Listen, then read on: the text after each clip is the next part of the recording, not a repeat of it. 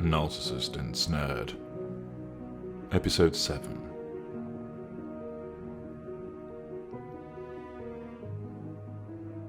It was Christmas Eve, and Wynne was driving to his brother's as planned, but via Ashleigh's house first. He sped along the country lanes in his BMW, his boot loaded up with presents for his nieces and nephews.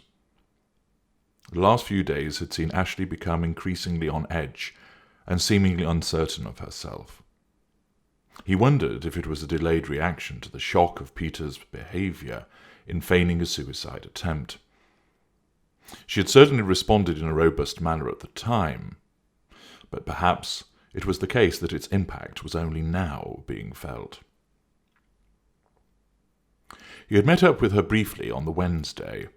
They had sat in her BMW X5 around the corner from Novobank and for the first time in several days enjoyed a passionate kiss.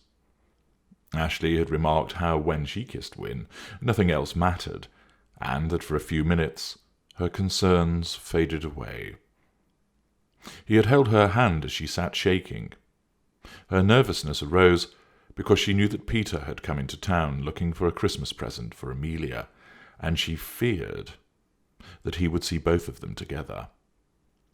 Wynne had reassured her that the likelihood of that happening in a city of this size was unlikely, but she remained tense and anxious. The following day, they had met up in the countryside and sat for an hour talking.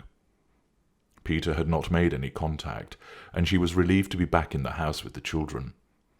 She had repeatedly commented that she didn't feel safe.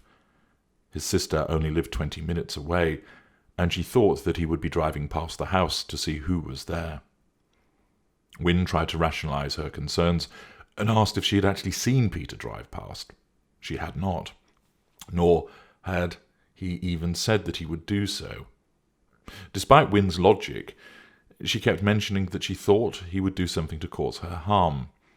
Wynne offered to keep watch in his car in the lane outside the entrance to where she lived. She was thankful for the suggestion, but declined his offer, saying that her parents were visiting each evening, so she did have some company. They had not managed to see one another on the Friday. He had been at the bank in the morning and then went for a lunch with some colleagues. He spoke to her several times on the phone, and she was occupying herself readying the house for Christmas. Peter had contacted her and stipulated when he wanted to attend the house on Christmas Day. Apparently, he had explained that he needed his rest, and therefore he would not arrive before 11 a.m.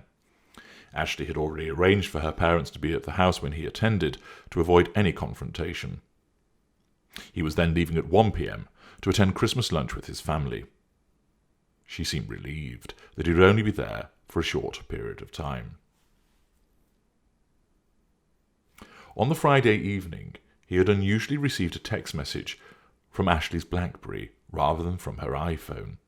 She always messaged him from the iPhone and called him using that too, although he was the one who invariably kept topping up her phone for her. The message asked him to call on the landline and only included one kiss. When he called, he realized why. She had accidentally dropped the iPhone in the bath when attending to Christopher, and it wasn't working. She was wary of Novobank reading messages on her BlackBerry, and therefore had adopted a more friendly tone rather than sending a message from lover to lover. He had told her to place the iPhone in a container of rice and place it in the airing cupboard in order to dry it out. She had extracted her SIM card, but was worrying about how she would contact Wynne over Christmas. "How can I message you now?" she had asked, her voice strained and with a hint of a sob at the end. He was moved by how important it was to her that she needed to be in repeated text contact with him, albeit he didn't think the situation merited the distress that she was actually exhibiting. "Just use the BlackBerry," he'd replied.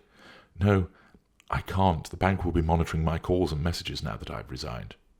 "Do you think so?" "Yes." "Okay, well, have you got another mobile in the house?" "No, just the iPhone." "What am I going to do? I have to be able to message you, Ian. You are my sanity." "Well, just go and buy another one tomorrow, then." "How? I'm at the house with the children. It'll be too busy to take them with me. It's Christmas Eve. The shops will be packed. Can't you get me one?" "I'm busy too, you know, and I'm driving to my brother's in the afternoon." "Well, You could drive here and drop it off for me. Please, do it for me. Do it for us. All right. I'll just pick up something cheap.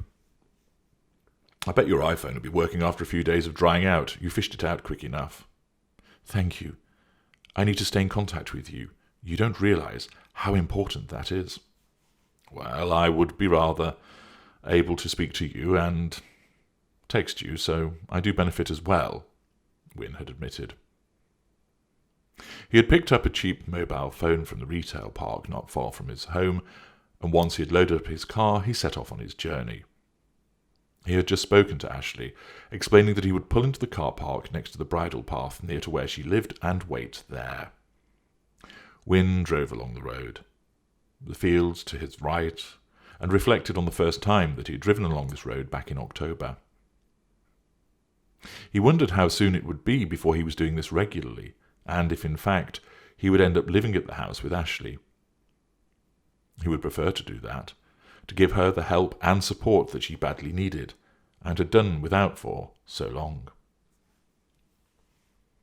Wynne turned into the car park and switched off his engine. He waited, glancing over his shoulder towards the lane, when Ashleigh came into view as she ran into the car park. He noticed that she was wearing the green top he liked, that had a plunging neckline and showed off the top of her breasts to great effect. It felt quite some time since he had last been able to run his hands over them, squeezing them and causing her to groan in delight. He began to open the door, but she motioned for him to stay put. He kept the door open as she ran up to his car and grabbed him around the neck. Bearing her face beside his, she was crying. "What is it? What's wrong?" asked Wynne, trying to pull away from Ashleigh, but she held him tight, crying against him. He reached up and removed her hands, steering her away. She dropped onto her haunches and lowered her head, her body trembling with the crying. "Ashleigh, has something happened?" asked Wynne. She looked up, face contorted, as if she was about to let out a huge wail. "I cannot cope. What have I done?" she asked. "What is it? I don't understand," asked Wynne. When he had spoken to her on the phone no more than 15 minutes ago, she had been calm and was explaining what she needed to do during the rest of the day. Something must have happened to turn her into this state. "I'm lost. I don't know what I'm doing. How am I going to get through this?" she asked. Hey, I'm here. It's all right. Has something happened?"